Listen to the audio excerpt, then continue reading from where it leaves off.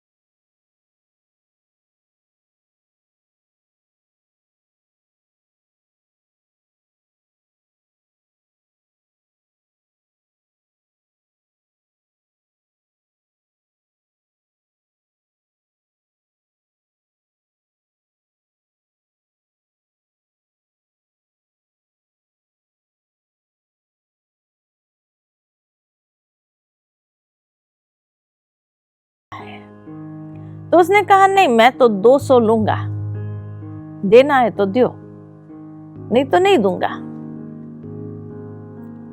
जौहरी को लगा ये लड़के को मालूम तो है नहीं, मैं नहीं दूंगा और चलने लगूंगा, अपने आप 100 रुपए के लिए दौड़ता हुआ आएगा। जब उसने कहा नहीं 200 रुपया तो नहीं दूंगा, 100 रुपया लेना है तो लो, लड़के ने कहा नहीं मुझे नहीं देना है। वो आगे चला गया। जौहरी सोचता रहा कि ये आएगा लड़का। लड़का आगे चला गया, सराय में आकर के रुका। तो सराय में जब भोजन करने बैठा तो वहां एक दूसरा व्यक्ति भी सामने भोजन करने बैठा था। जब उसने गधे के गले में देखा, अरे वो भी जौहरी था। उसने देखा कि ये तो कांच का टुकड़ा नहीं है, ये तो हीरा है। तो उसने लड़के से पूछा, ये कांच का टुकड़ा कितने में बेचोगे? लड़के ने सोचा कि भाई 200 रुपया कहूंगा मैं तो। उसने कहा 200 रुपये का है, 200 से कम 1 रुपया कम भी नहीं लूंगा। जौहरी ने सोचा 200 रुपये में इतना कीमती हीरा मिल रहा है। उसने तुरंत 200 रुपया निकाल करके उसको दिया और कांच का टुकड़ा उसे ले लिया, वो हीरा उसे ले लिया और चला गया। शाम जैसे ही हो गई तो वो पहले वाला जौहरी को लगा कि वो लड़का आया नहीं, चलो कोई दूसरा ले लेवे, उससे तो मैं ही ले लूं ये कीमती हीरा। वो पीछा करते करते उस सराय में देखा कि अरे ये गधा तो यहाँ खड़ा है।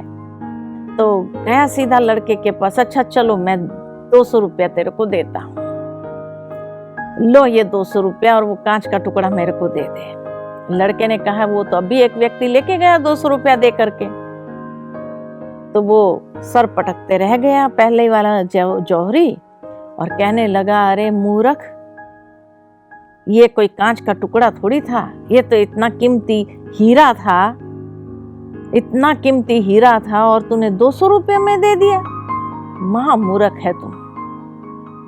लड़का मुस्कुराते हुए बोला, मैं तो मूर्ख था क्योंकि मुझे तो ज्ञान ही नहीं था कि ये हीरा है, मैं तो उसको कांच का टुकड़ा ही समझा हुआ था। लेकिन तू तो ज्ञानी था ना, तुमने तो पहचाना था ना कि ये हीरा है, उसके बाद भी 100 रुपए के लिए तुमने उस हीरे को जाने दिया। तो महामूर्ख तो मैं हुआ या तुम हुआ? सही में बात ऐसी ही होती है जीवन में भी कभी कभी कि जब हम परखने के बाद भी अपने विवेक युक्त बुद्धि को यूज नहीं करते हैं, मन के अंदर विचारों की स्पष्टता नहीं होती है, तो कई बार धोखा खा लेते हैं या जो परिस्थिति को परखने के बाद भी प्राप्ति करनी चाहिए वो नहीं कर पाते हैं। इसी के साथ चौथी शक्ति है निर्णय शक्ति। और परखने के साथ साथ ये निर्णय शक्ति जैसे एक दूसरे का पूरक है, बहुत आवश्यक है। मान लो कि हमने परख तो लिया लेकिन निर्णय सही नहीं ले पाए। निर्णय लेने के लिए जिस तरह एक तराजू होता है, तराजू के दोनों पलड़े बराबर तभी होते हैं जब बीच का कांटा एकाग्र होता है। ठीक इसी तरह जीवन के अंदर भी सही निर्णय लेने का आधार मन की एकाग्रता और मानसिक संतुलन। जितना संतुलन है, एकाग्रता है, उतना जो भी डिसीजन लेंगे लाइफ में वो सही निकलेगा और उससे हम अहंकार की कमजोरी के ऊपर विजय प्राप्त कर सकते हैं। कई बार व्यक्ति परख लेता है लेकिन निर्णय सही नहीं ले पाता है क्योंकि उसका अहंकार बीच में आता है, ईगो, और उस ईगो को पोषने में लगा रहता है तो डिसीजन गलत हो जाता है। बहुत सुंदर मैंने कहीं पढ़ा था, challenges are there for everyone. चुनौतियां हर एक के जीवन में आती है, लेकिन किसी किसी के लिए यही चुनौतियां अवसर के द्वार खोल देती हैं और किसी किसी के लिए यही चुनौतियां पछाड़ने वाला अनुभव कराती है। अब किसके लिए ये अवसर के द्वार खोलती है, किसको ये पछाड़ती है? बहुत सुंदर वहां लिखा हुआ था कि चुनौती के वक्त जो सही निर्णय लेता है उसके लिए अवसर के द्वार खुलने लगते हैं।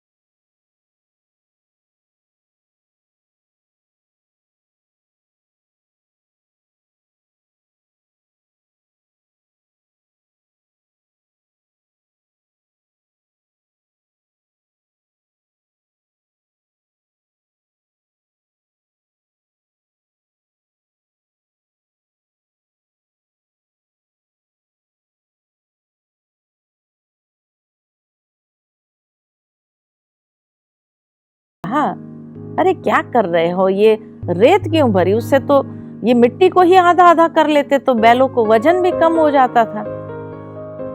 तो नौकरों ने कहा आपकी बात तो सही लग रही है, लेकिन भाई हमारा सेठ जैसे कहेगा वैसे ही हमको तो करना पड़ेगा।